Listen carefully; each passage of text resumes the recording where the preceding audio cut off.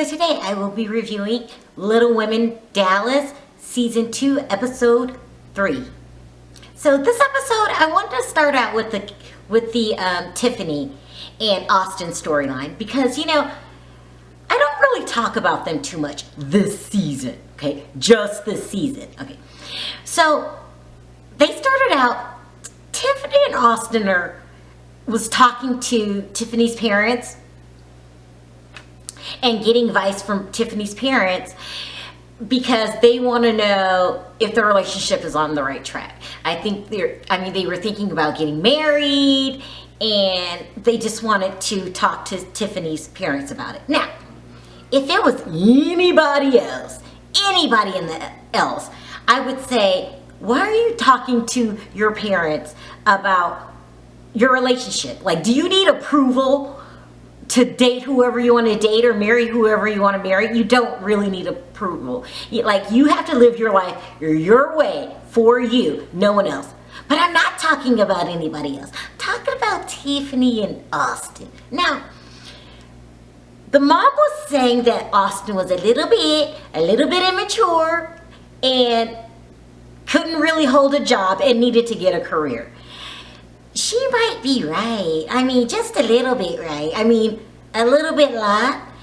Is there such thing as a little bit lot? She's a little bit lot right. These two are nowhere near ready for marriage. Or in my book, even dating. I don't mean to be mean. Is that mean? I don't care if it's mean. These two do not need to get married. Is this a joke? All last season, they argued. I'm really serious. I timed it every 5 minutes.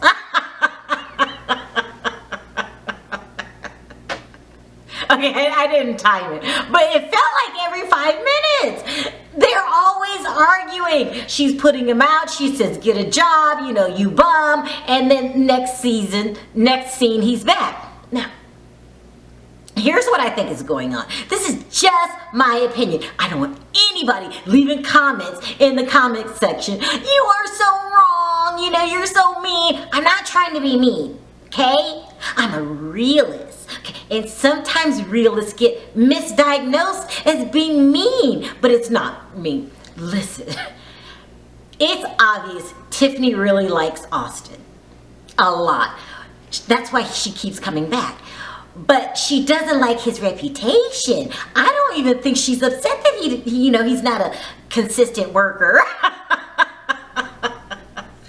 She does not mind at all. This is my opinion, okay?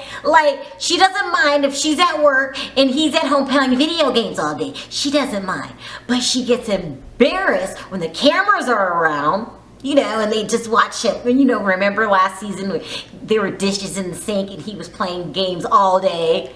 Or when her parents notice, why can't he hold a job? This is what I think is going on. I think she really likes him. She's going to be with him no matter what. But she gets embarrassed when other people notice, hey, your boyfriend's kind of, immature, just a little bit, And so she tries to clean it up. But she's going to be with him no matter what. So her parents suggested that they go to counseling. Here's another question. Do I need to be going to counseling when I'm dating someone? Is it counseling for, an old married couple? What? Okay, fine. They went to counseling and then Austin was a little bit immature and mean and hard-headed to the counselor. He was like, I wouldn't even be here. This isn't my idea. He was acting like the counselor was wasting his time. And the counselor was appalled by his behavior. She said, what kind of things does he call you when he's mad? She says, the B word. And he says, I'm the kind of person, if I get mad, I get even. Austin he might be, I'm not trying to be mean, a walking disaster. Just a little bit, okay? I'm trying to be nice here. I cannot always be nice when I do my reviews, especially if you can't hold a job. Listen, I'm all for Austin. I like him. He's a nice guy. I would never date him. That's Tiffany's problem. But he is who he is. And I just don't think she cares. But she pretends like she cares. That's my opinion. Like, what other, if you could come up with a different opinion of why she keeps taking this guy back, but then really extremely mean to him behind his back when he's talking to other people. If there's a better excuse than she doesn't mind, then let me know. Because as of now, I'm thinking she does not care if he works, if he does the dishes. She doesn't care. But she just gets embarrassed when other people notice. That's just my theory, okay? Moving on. Next, we have the Caylee storyline. Now, Caylee is my favorite person on the show. I like her personality. I like her energy. Love her. But she's kind of like messing up just a little bit this season, okay? So she's friendless. She doesn't like, no one's liking her because either they're jumping on the bandwagon, such as, Asa, no offense, or she's been doing really mean things to them. Like Emily, she just will not acknowledge she's acting like she's forgetting that Emily's in mourning, okay? So no one wants to be around her. And so she calls her friend Brittany. Now, I'm thinking, now this is just my thought, okay? I'm allowed to have thoughts, all right? Okay, and they're not always good, okay? I'm thinking that she convinced the show to bring out a friend, because, Brittany's the girl from Little Women LA, remember? And without the other girl, she doesn't have any friends. No offense. So I'm thinking she convinced the show to bring out Brittany. That might have been a bad idea. Like, okay, you don't beg the show to bring trouble to town, right? I mean, no. So she hangs out with Brittany. Caylee needs something to, number one, remind her how to treat friends, and two, make her be appreciative of her boyfriend, Daquan. I mean, she's kind of acting like, she's taking Daquan for granted. She's acting like he's like, a picture on the wall that's always going to be there. Next, we have Amanda, Tiffany, and Rochelle. They all went out for cake tasting days. Like, that would probably be the crew I would hang with.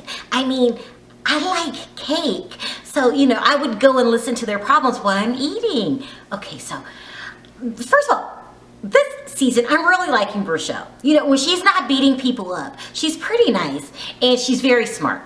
And she kind of can sum up what's really going on. So, she's with Amanda and Tiffany, and they start talking about Caylee again. I don't know what it is about Amanda this season. I mean, she's kind of driving me crazy, just a little bit. I can't put my finger on why she's driving me crazy. And I really like the fact that Rochelle kind of knows Austin is, I'm not going to say a loser, okay? I'm not trying to be mean here. He is like, a couch sitter. So it's a person that likes to sit on the couch a lot instead of going to work. So she knows that, and she knows he's horribly immature, but she doesn't browbeat Tiffany about it. She just kind of she's kind of chill this year, and I kind of like that about her a lot. But so Asa's having a barbecue party, and she's back in Switzerland mode, and she decides to invite all the girls, including including Caylee, which is really good for Caylee, because but for Asa throwing her a lifeline, she would just still be friendless, trying to convince the show to keep Brittany around. So now let's talk about this barbecue for a moment. I have been to so many barbecues in my life, I can't count. I love barbecues, but I had never been to a barbecue where I had to cook my own food. Is that considered a barbecue? What? Huh? No! Barbecue is someone's supposed to be up days before the barbecue happens, cooking all the food, so by the time I get there, my job is just to eat. Whose idea was to have a barbecue, but cook it yourself? What? No! I would have never showed up. If if I would have known I had to cook it myself. What? No, no, no, no. Also has scarred me. Like, I will never look at her parties the same. That's not a barbecue. It's, first of all, it's supposed to be in the backyard of somebody's house. Like, you can call me ghetto or whatever. This is what I'm used to. Music blasting. When you get there, it's supposed to be the whole neighborhood. Friends you haven't seen since childhood. Everyone's supposed to be eating off of paper plates and licking their fingers. Not get there. Okay, your turn to cook. And then not only do you have to cook, you have to wait 4 hours before you eat. Yeah, I'm glad that's not my friend. I mean, she could be my friend because Asa's a nice girl, but I damn sure wouldn't go to any of her barbecues. Like, who has a do-it-yourself barbecue? So while everyone is cooking their own barbecue, I'm not going to tell you that's weird again. I said I wasn't going to talk about it anymore. While they're waiting the 4 hours for their food to get ready. Okay, I said I wasn't going to talk about it anymore. I promise I'm not going to talk about it anymore. Finally, Caylee shows up with Brittany. And her whole goal going to this do-it-yourself barbecue, DIY barbecue. It's a DIY barbecue. Forgive me. Anyway, so they're at the DIY barbecue. Her whole goal is to apologize to everybody and get her friends back so she can put Brittany on the next plane back to LA so Brittany can get back to her life. So, but it all went wrong. So, when she got there, she started to apologize. Well, the apology didn't go over too good right away because they're still mad. Emily's mad because she's mourning. She's really mourning. Amanda's mad because Brittany punched her in the face. I mean, because Caylee punched her in the face, which was going overboard. So she's trying to apologize, but the girls are still mad. But she's on the right track. She's saying, I don't know, sometimes I do dumb things when I'm hurt. I'm going, that's good, you know, keep it up. You know, you got another line in you. And she was like, you know, I don't think. Very good.